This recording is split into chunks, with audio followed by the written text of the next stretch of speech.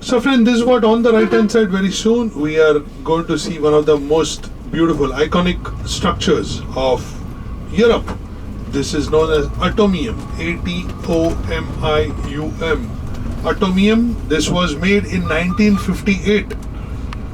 It was King Baudin who was instrumental in getting a lot of development in Belgium, and this was one of the important structures. This was after the World War II that the trade fair exhibition was held over here, and the peaceful use of nuclear energy, that was the theme, and that's why this particular structure is made. Basically, atom is magnified 165 billionth time, and that's how this beautiful structure, it is 102 meters tall.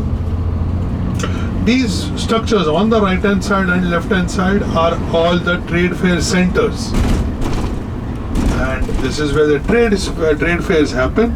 And on the left hand side, the Atomium. So by the way friends, this is what the city of Brussels, the capital city for Belgium. By the way, Belgium, a very very docile country. They got their independence in 1830 from French, and it was forcibly that their territory was used firstly by the Germans during World War I and World War II. Germans forcibly used their territory.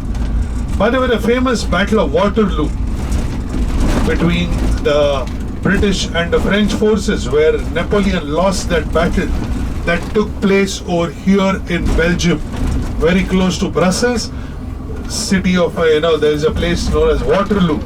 There is a tube station in London known as Waterloo.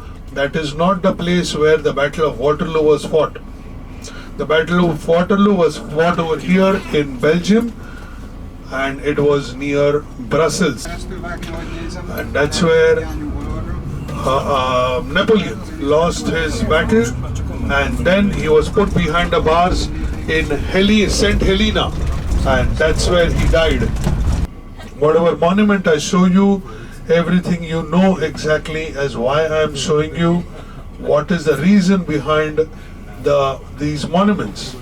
So that's the reason I'm giving you this information.